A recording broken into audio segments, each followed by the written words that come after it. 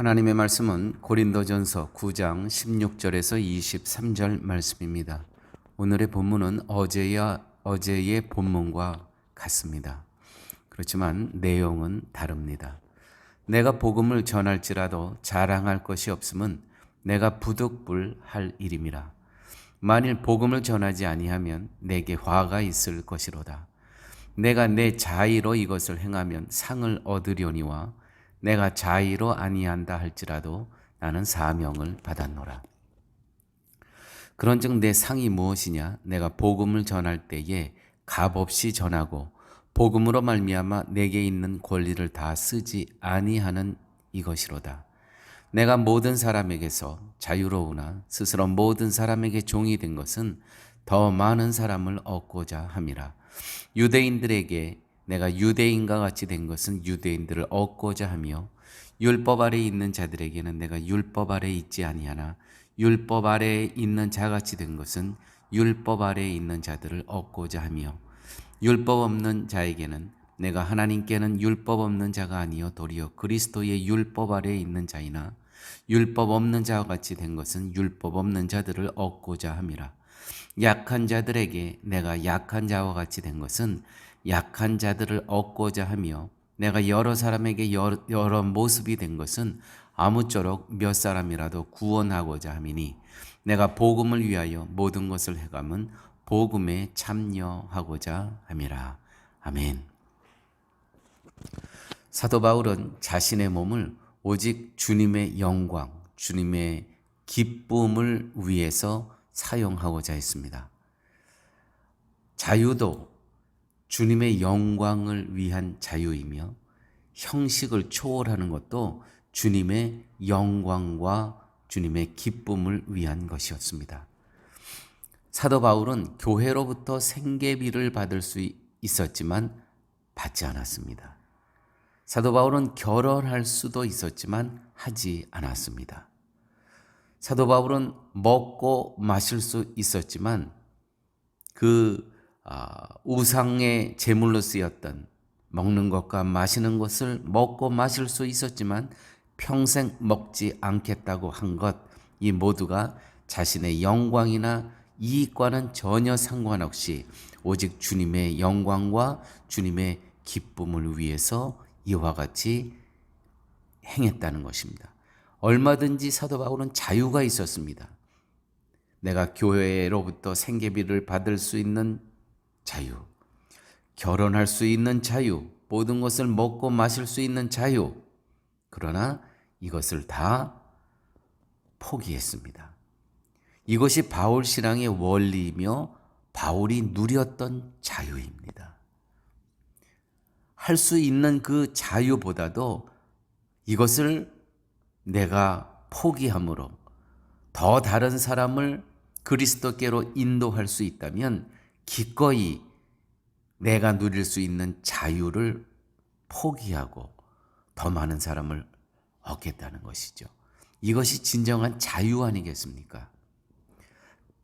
교회 여러분, 여기 우리 가문에 아주 오래된 빛바랜 사진이 있습니다. 얼마나 소중한 사진인지 모릅니다. 이것을 보호하기 위해서는 이것이 물에 젖을 수 있고 또 찢길 수 있고 그래서 액자가 필요한 거 아니겠습니까?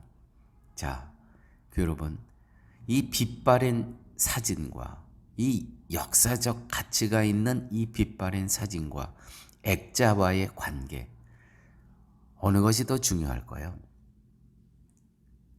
빛바랜 사진이 없는 액자는 아무것도 아닙니다. 그러나 이 가치 있는 빛바랜 사진을 보호하기 위해서는 액자가 필요하죠. 이것이 형식입니다. 이 액자는 형식입니다.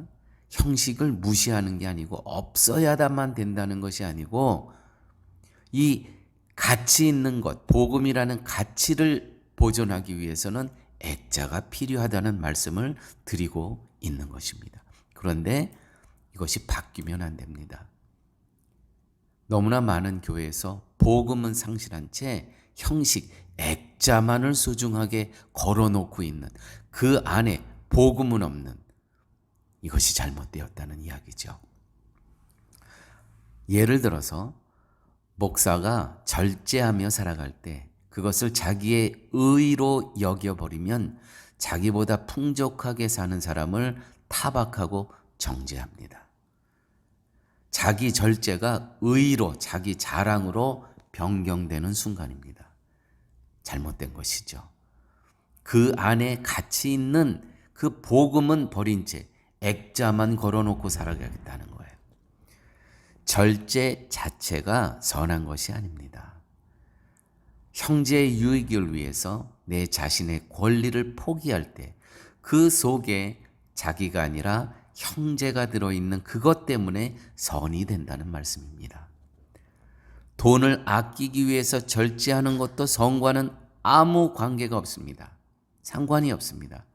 자기 자랑, 자기 절제, 자기 의일 뿐입니다. 바울은 형제에게 양보하고 져줄 준비를 갖추고 있었습니다. 그래서 유대인에게는 유대인같이, 율법 있는 자에게는 율법 있는 자같이, 율법 없는 자에게는 율법 없는 자같이 될 수 있었습니다. 목적은 오직 하나뿐이 없었습니다. 한 생명이라도 더 얻고자 함이라. 여러분, 오늘 본문에 더 사람을 얻고자 함이라 이 표현이 6번 나옵니다. 모든 사람에게 종이 된 것은 더 사람을 얻고자 함이라. 유대인들에게 내가 유대인과 같이 된 것은 유대인을 얻고자 함이라. 율법 아래에 있는 자같이 된 것은 율법 아래에 있는 자들을 얻고자 함이라. 율법 없는 자같이 된 것은 율법 없는 자들을 얻고자 함이라. 내가 약한 자와 같이 된 것은 약한 자들을 얻고자 함이요. 아무쪼록 몇 사람이라고도 구원하고자 함이니, 얻고자 함이니, 내가 복음을 위하여 이 모든 것을 행함은 복음에 참여하고자 함이라. 여러분, 어떠십니까? 목적은 오직 하나, 한 생명이라도 더 얻고자 함이라. 오늘 본문에서 사도 바울의 교제의 폭을 보십시오. 예수 믿는 성도들만이 아니었습니다. 율법 아래에 있는 자들, 이방인들 다 교제하고 있었습니다. 요즘 말로 하면 비그리스도인, 세상 장터의 사람들, 그들과도 다 교제하고 있었다는 것이죠. 목적은 오직 하나입니다. 더 얻고자 함이라. 복음에 참여하고자 함이라. 사랑하는 여러분, 교회 담장을 넘으세요. 교회 울타리를 넘으세요. 이 교회라는 담장 안에, 울타리에 갇혀 있으면 어디가 감옥입니까? 우리가 감옥 안에 있는 거예요. 우리 스스로 우리를 가둬놓은 거예요. 담장을 넘으시고 교제의 폭을 넓히셔야 됩니다. 나는 목사이기 때문에 내가 교제하는 사람은 성도뿐이 없다. 매우 잘못됐습니다. 사도 바울은요, 율법 아래에 있는 자들, 이방인들 전혀 꺼리낌 없이 다가갔습니다. 손 내밀었습니다. 비그리스도인, 세상 장태의 사람들, 그들하고는 철저히 교제의 폭을 끊어야 된다. 접근도 하지 말아야 되고 그들로부터 우리는 멀어져야 된다. 우리는 스스로 고립되고 스스로 감옥에 갇히는 것입니다. 여러분, 믿지 않는 사람들과 얼마나 교제하고 계십니까? 이것을 여러분 보시면서 나는 과연 복음의 사람으로 살아가는가? 아니면 고립되어 감옥에 갇혀 있는가? 내가 복음을 위하여 이 모든 것을 행함은 복음에 참여하고자 함이라. 아멘입니다. 아버지 하나님, 복된 말씀으로 오늘도 저의 영혼을 깨워주심을 감사합니다. 한 사람이라도 더 얻고자 우리가 복음에 참여하는 자로 살게 하여 주옵소서. 예수님 이름으로 기도드렸습니다. 아멘.